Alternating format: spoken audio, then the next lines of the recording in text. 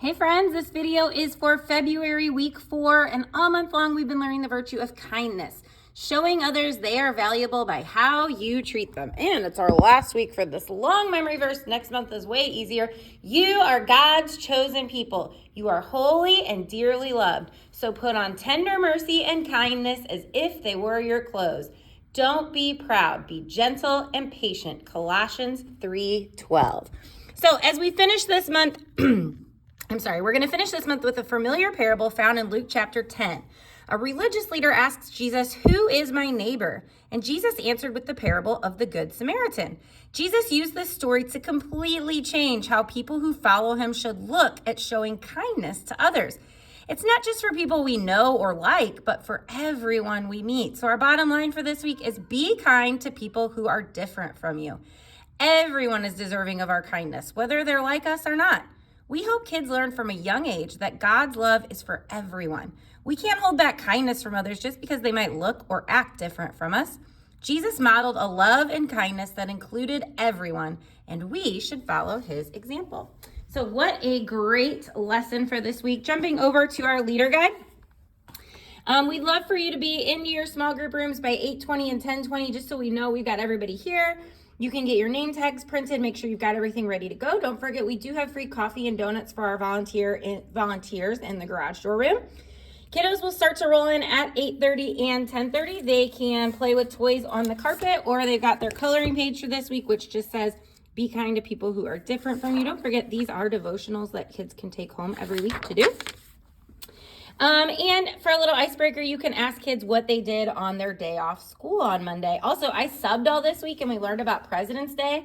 And I did this fun thing with every class that I had because I was in library. And I had them see how many different presidents they could name. So you could play that game with your kids too. The highest class got 15, I think. So anyways. Side note.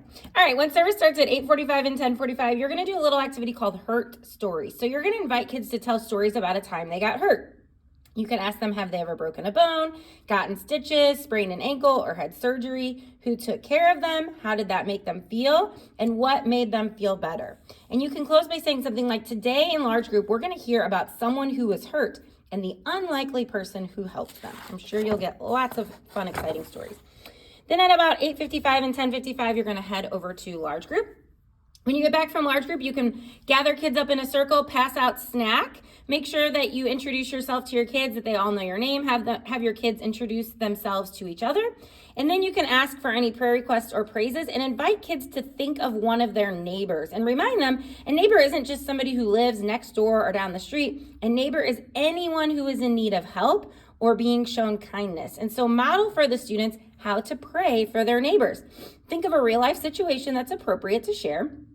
Demonstrate first by thanking God for your neighbor, then asking God to help you show them kindness, and pray something like, God, thank you for my neighbor, Dory. Please help me to figure out how I can show her kindness by helping her take care of her kids.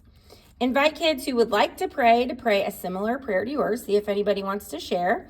And then let kids know that they can definitely pass. And if you want to, you can close with this big prayer here, or you can close with a prayer of your own. Then for the memory verse, show kids how to look up Colossians 3:12. Invite any kids that think they can say it by memory to say it by memory. If you need to, you can prompt them with the next word. And then you're going to give each kid 2 bandages that say Colossians 3:12 on them. And you're going to have them put 1 bandage on themselves to help them remember this month's verse. And you're going to challenge kids to save the other bandage to give to someone else to share that verse with them. And then you'll just close by saying something like, today we heard a parable or a story that Jesus told about a man in need and how some people chose to walk by him and not help. Only one man stopped and took care of him and bandaged him up. Sometimes, even today, a bandage is a great way to show kindness to someone who is hurting. Sometimes your bandage could be a kind word, sometimes a helping hand, but whatever it is, it's important that you remember to be kind to people who are different to you. Listen one more time to Colossians 3:12. Listen for why we should be kind and how we should be kind. And then you can just kind of close it up talking about that verse. Then our last little game is called a backpack toss. So you're going to divide your small group into 2, and you're going to have the teams line up on either side of your room. And then for backpacks, because I don't have 10 backpacks, I just got these bags, and inside each bag are 2 colors of bean bags, 3 for each side of your team. And so you're going to have the first kid on each team pick up a beanbag, step forward until they're right next to the backpack, and then take a big step back so that they're just a short distance from the backpack. And then you're going to read one of the scenarios from this page. Okay. So it says the following scenarios are meant to help kids think about times when they may encounter people who are different from them. You can adjust these examples as needed to personalize them for your small group. So a new kid joins your class on Monday. The teacher asks you to show them around, but you don't even speak the same language. What is one thing you could do right away to show kindness to them? So you're going to ask a question like that. Then you're going to instruct the kids to wait till you're done reading to try to toss their beanbag into the backpack.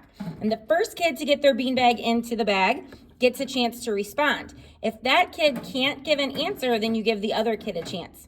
If the second kid provides a good response, explain that the beanbag that the first kid tosses in counts toward the second kid's team.